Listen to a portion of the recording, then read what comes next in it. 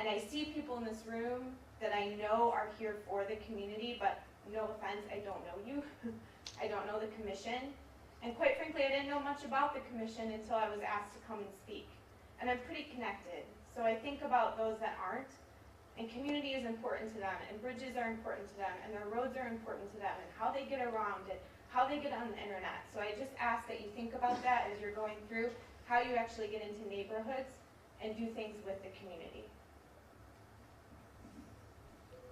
Eric, would this be the last meeting in Flint you would have? Currently, it's the last meeting in Flint that we currently have. Okay. Is there a way for information to be pushed out to a larger body in this room from what you're doing in the city? We're using our website to do exactly that. But we'll take, our 10 members will take everything that's been said here today, and we'll bring it to the commission, and we'll review it with the commission, and we'll address what Jamie said and others have said. Yeah, question. Well, just a note, Harvey. So Evan had gone through the listening tour stops. Just to make a note, those listening tour stops have been broadcast to the public. They are open to the public. So we are getting stakeholders at those meetings, but we are getting general public. So that one in Detroit, that'll be on February 23rd from 4 to 6 at the DNR Outdoor Center. Please tell as many people as you know. We want that open, and we want as many people there as can come. I called you Eric. Evan. Apologize. Yeah, I've been called a lot worse than that. Yes, ma'am. Yes, thank you, Jamie, for that comment. I am a community person, and we just started our group about 3 months ago because our community knew nothing of the water crises until then. I shouldn't say nothing. They did hear a little bit, but not enough for them to know that they were at risk. And so everyone in this room so far has talked about infrastructure, major infrastructure. But there's minor infrastructure that has to be dealt with too.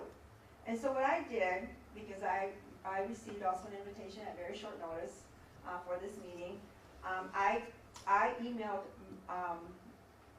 the members of our group and asked them, would you like me to share something at this meeting?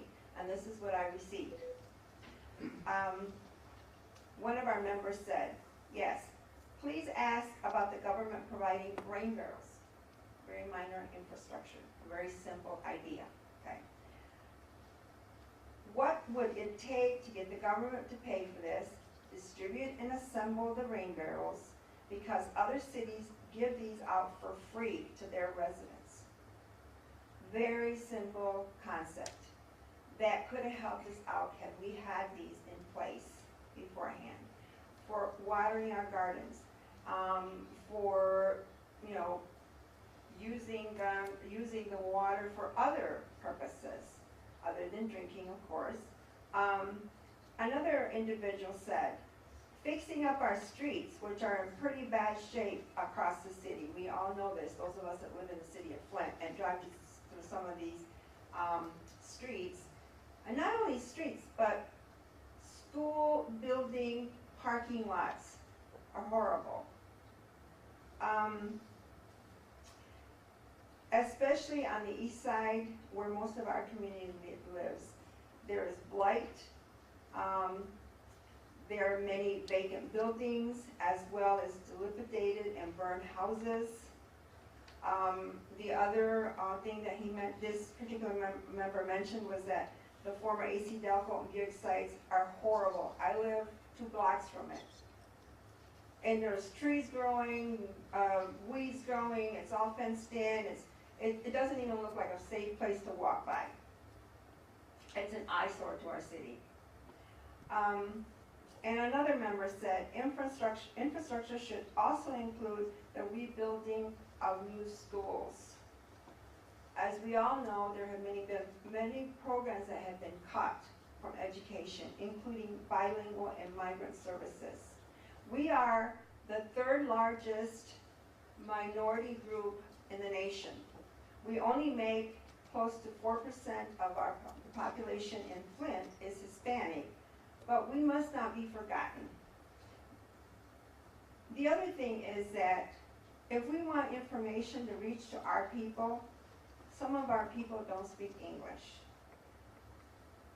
And it's important that we don't hold that against them. We need to have enough people in any represented group to be able to communicate to them, just like the ASL. Thank you.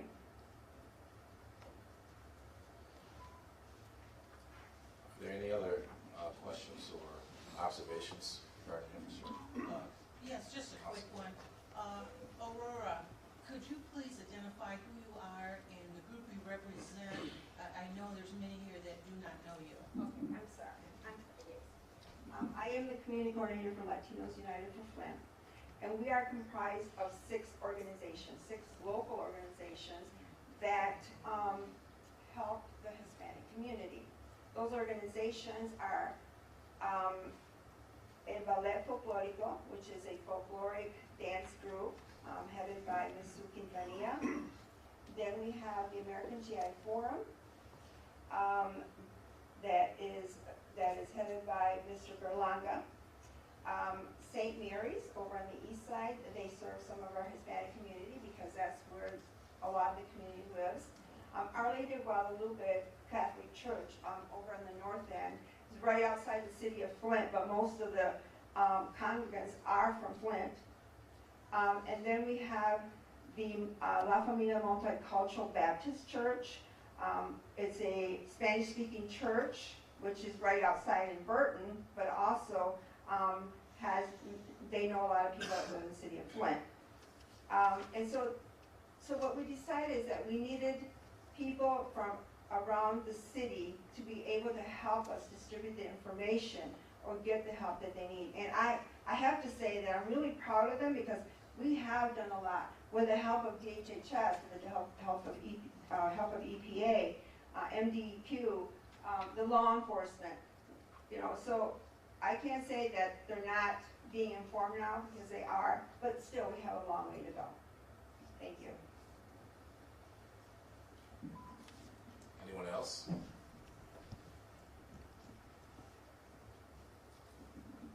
We have the Drain Commissioner and Good morning. My name is Jeff Wright. I'm the Genesee County Drain Commissioner. And I want to thank this body, the 21st Century, for coming to Flint today. It's a very important place to come and listen to the folks and their issues and their problems.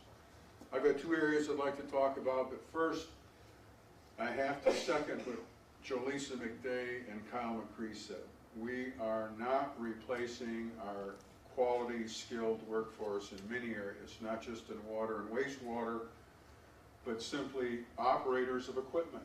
We need to do more to retain and to retrain people to do this type of work. Everybody cannot be a computer programmer. There's not enough jobs to do that. And when we talk about jobs, if we had jobs, the funding for your improved roads, your improved bridges, your water and sewer really wouldn't be a problem.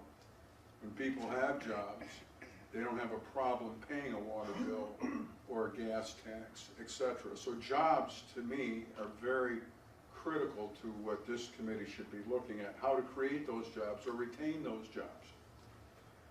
On a broader scale for Michigan, the SULOCs and our ports certainly need to be looked at in a big way. If we cannot do anything with the SULOCs, we are going to lose our ability to compete internationally. So the SULOCs and our port systems, particularly for all of Michigan, including Flint, need to be looked at. For Flint specifically, the mayor's Fast Start program has to be completed.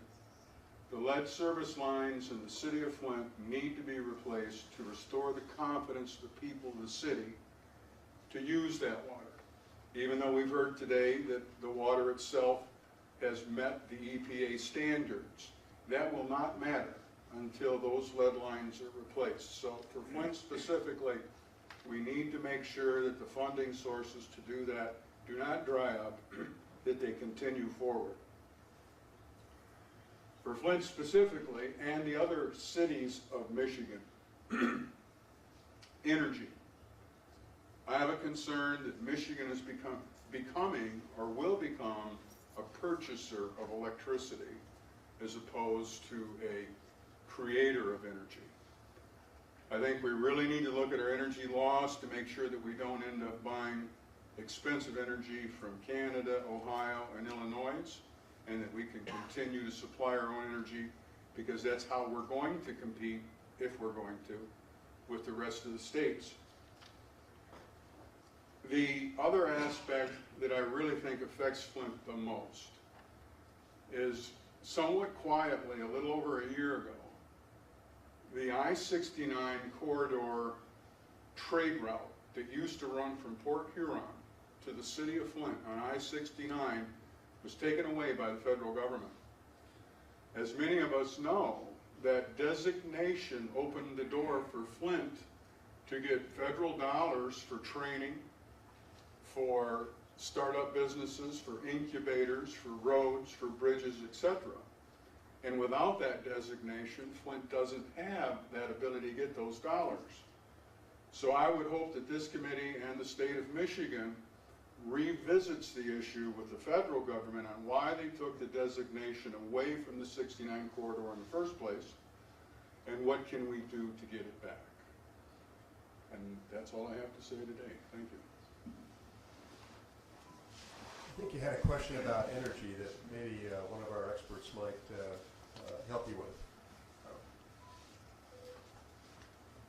Energy, particularly the capacity to have enough energy available for the residents of the state of Michigan, has been a high priority of our task force. That's a sub-task force, of course, of the commission. There is legislation, of course, that has been kicking around in the legislature for some time. We're going to certainly be encouraging the legislature to take action on that as quickly as possible.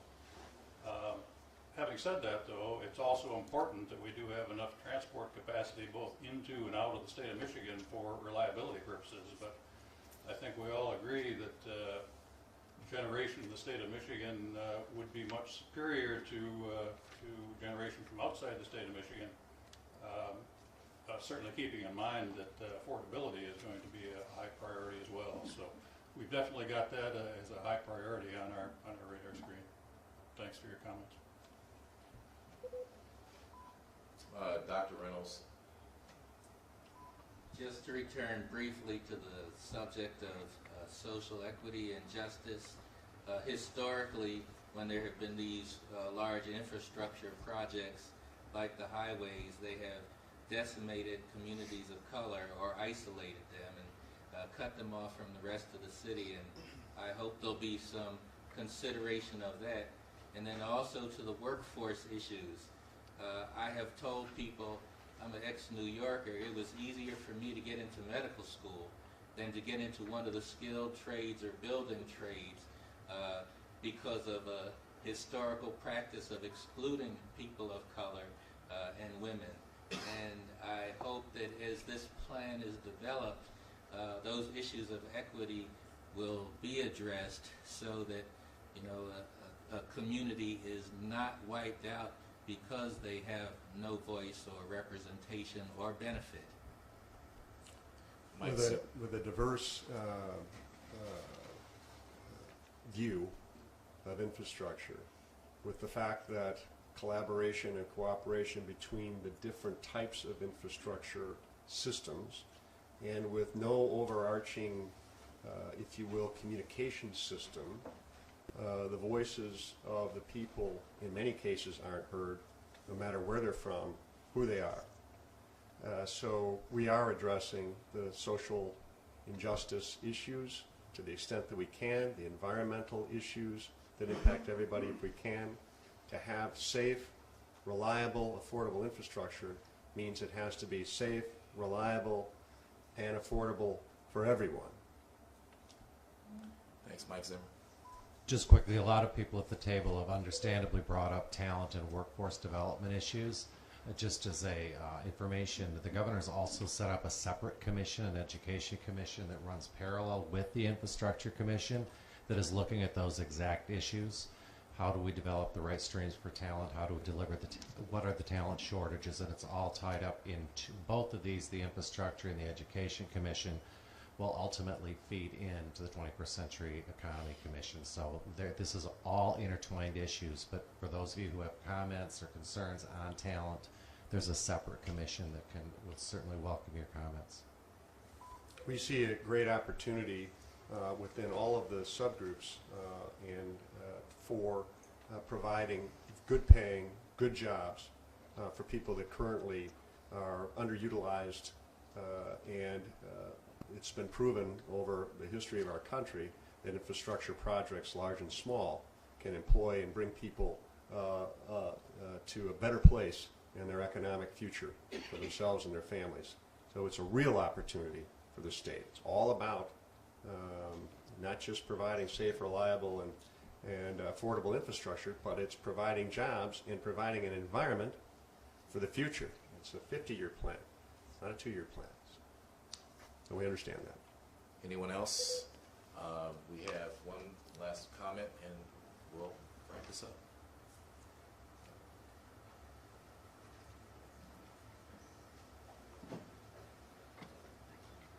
Part of my deaf culture is that I cannot stand with my back, with people looking at my back. I want everyone to be able to see me. What I'd like to say now is, related to the broadband issues that we were talking about, are you aware that Michigan is one of only 2 states in the United States that does not provide the telecommunication distribution system to the deaf and hard of hearing people? So many of our deaf and hard of hearing individuals are not able to use what is called the video phone, which is a communication device, a telecommunication device, which requires high-speed internet. They don't have the money to be able to do that, or the lines are not available to them. So they are cut off from essential services such as 911. No one has talked about the education of deaf and hard of hearing children. Our deaf children are still reading at a 3rd or 4th grade reading level. Why is that? And we're 2016, they should be doing a lot better. If they can't read or write, they can't get a job. And then they become dependent on the system. And I think the Department of Ed and your system needs to invest in these children so until they're 21, and then they can become taxpayers. Because if we don't do that, we end up spending the next 50, 60 years supporting them because we're not willing to spend the money in the first 18 years of their lives. And my last and final comment is communication access to everything in Michigan. Your 21st Century website is not accessible for many of our deaf people who cannot read or write. So your feedback comes from people who are well educated, who can read and write. So maybe you need to modify the format, assigning or a different format. State government documents are not accessible for our deaf and hard of hearing community. So there is a lot of work. Medical care. We have a law that says physicians must provide a sign language interpreter. 85% of our deaf people go to doctors and are refused to have an accommodation such as an interpreter provided. They file a complaint with civil rights and they fail to get their case because it becomes a he said, she said argument. So how can we as a deaf person feel that we have environmental justice when we have so many barriers?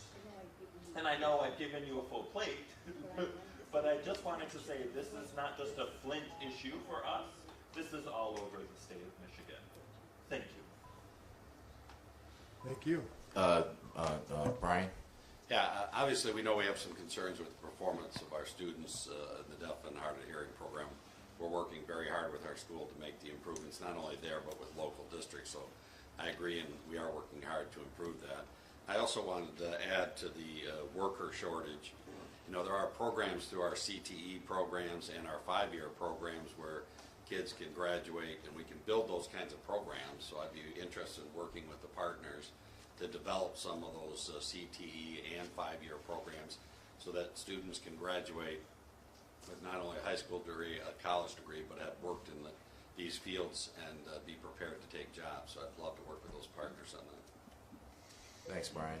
Evan, do you have any closing comments you want to make? Any commission members have something? On behalf of the commission, Governor, thank you for what you've done. And Mayor, thanks for allowing us to come and listen to your community. Evan, thank you and your committee for the work that you're doing. It's really important for the state. I'm going to go over some next items. We will again skip the parking lot issue. There were 2 parking lot issues that we'll have to take up. Next time we meet will be October the 7th, and the parking lot issue on that meeting will be the rates discussion, the water rates in Flint. That came up in the conversations that we had during the vote that we took on August 26th.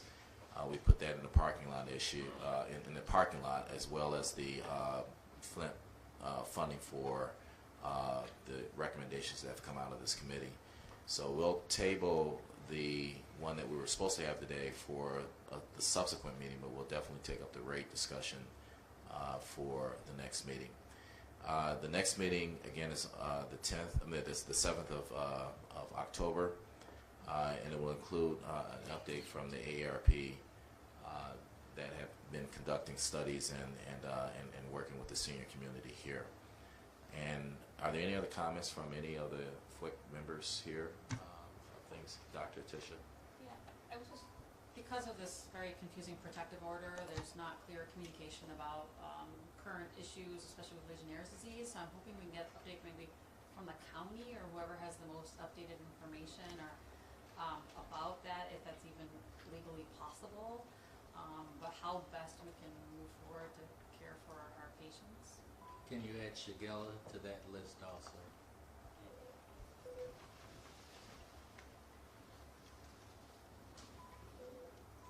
Well, I can tell you that we have 7 Legionnaire's cases so far in Genesee County that have been identified. We're working directly with the CDC.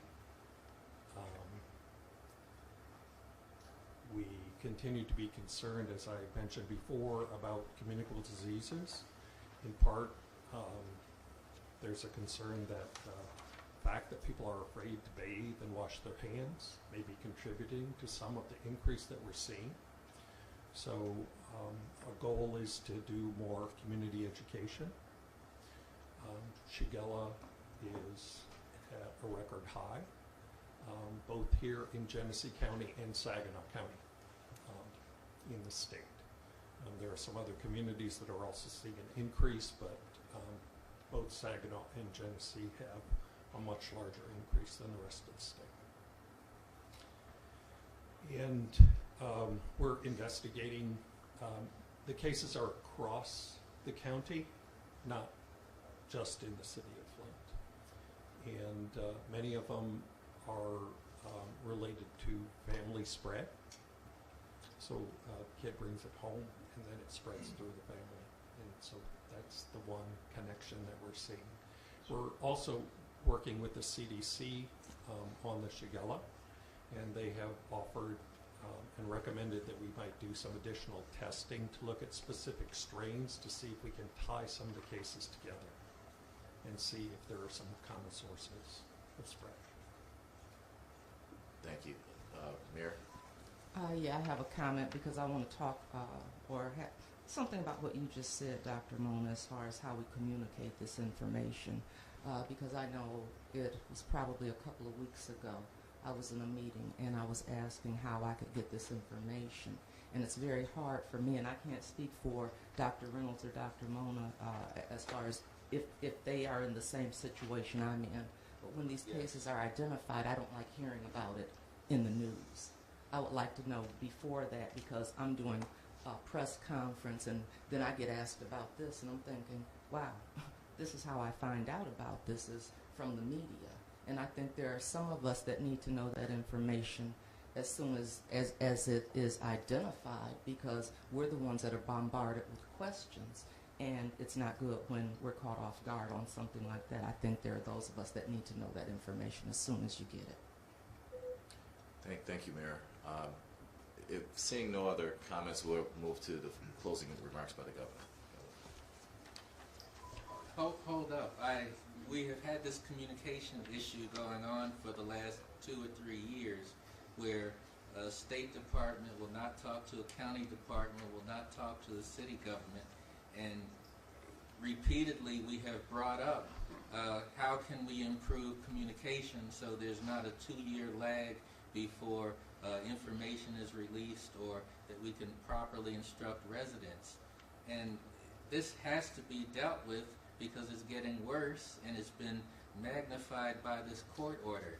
And every time some participants, before they make a move, they have to ask an attorney to ask the judge, can we do this? And it is paralyzing the public health response.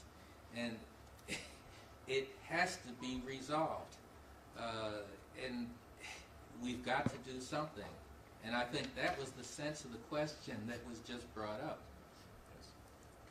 Yeah, put it in the context from the state perspective, and I can't speak for the whole state. I can speak for the executive branch of the state. You need to direct your comments to the Attorney General's office and the Genesee County Prosecutor, in addition to the courts. We're the ones that aren't able to say anything because of a court order, and we don't believe that's in the best interest of the public health, and we're trying to get that resolved. You should feel free, and I encourage you to speak to other parties that were the originators of that process. It's got to be interesting.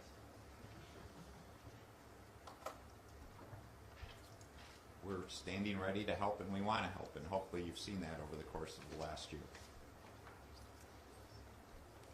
You got the closing. In terms of closing comments, what I would say is I want to thank the Infrastructure Commission for being here. I really want to thank the citizen participation, people making comments, people giving us food for thought. There's been a lot of good food for thought. I appreciate it. I particularly appreciate the comments from the deaf and hearing impaired community. Thank you for your comments. Actually, I will make sure you get connected. We have another group going that's specifically focused on addressing issues for people that have challenges because of hearing or other means, that's focused in on addressing your challenges, particularly through the employment process even. So we'll get you separately connected with that, but that integrates into this bigger discussion. As you've seen from the comments, many of the things talked about today cross lines, and that's one of the challenges, and that was one of the points of creating 3 commissions. One of the things we need to be responsible for is making sure things don't get dropped because they happen to go from a comment in an infrastructure commission to an education commission. So we're going to work hard on making sure your comments do resound to the right people in the right buckets that we have this in, and that's always a problem. Otherwise, we'd have a commission on the entire state of Michigan. And to be open with you, we had to make some decisions on how to break it in groups that did make sense. So the real philosophy is if you looked at our future, we need to worry about infrastructure, which in some ways defined as what are the physical attributes of the state. And when I say physical, that's not even totally accurate because we have airwaves and everything else when you talk about communications and broadband. But sort of what is the physical infrastructure of the state to provide a good economic and quality of life environment to everyone. The second commission, as Mike mentioned, is really about the people to go with that physical attribute. So you have the physical side, the talent side. So there's an education commission that is already in process working these issues, and I appreciate the really good comments about that intersection. Jolisa, thank you for your comment to start that dialogue. In particular, it was interesting. I've been touring the state, and I did find a water treatment educational program. It was in Bay College in Escanaba. and they have an outstanding program. 100% of their graduates get jobs, well-paying jobs coming out of the program. The question is, where are these other programs, and why couldn't they be in other portions of the state? The third commission is to really integrate the work of the two, which is the 21st century economy. Because if you really want a strong economy, you need strong infrastructure and strong education. So there's really kind of this hierarchy of building results. So your comments are well merited, and we'll make sure they end up in the right places, and hopefully have a good experience to learn from this discussion and dialogue. I found it to be very enlightening, so I do appreciate that. I appreciate the comments about how we continue to move forward. It's good to get an update on the pipes being removed. I'm glad to see we're picking up the pace, and we clearly encourage that and support the city and your efforts there in terms of that work. And it's good to hear we're making continuing progress on water quality. Again, I hope we resolve some legal issues so we can focus more on the substance of public health and not the lawyers talking about public health as much. So I would encourage that effort. So thank you for everyone being here. I look forward to the next meeting, though, and a good discussion. And again, we shouldn't be waiting for meetings if we have good, important things to work on or good progress. So I appreciate all the good work being done by so many people in this room outside the committee context of this group. Many things are going on good every day. Let's keep them up, and to the degree we have challenges on communication or otherwise, let's just make sure we're talking or find ways to deal with the constraints that we may face. So thank you. Thank you, and have a great weekend.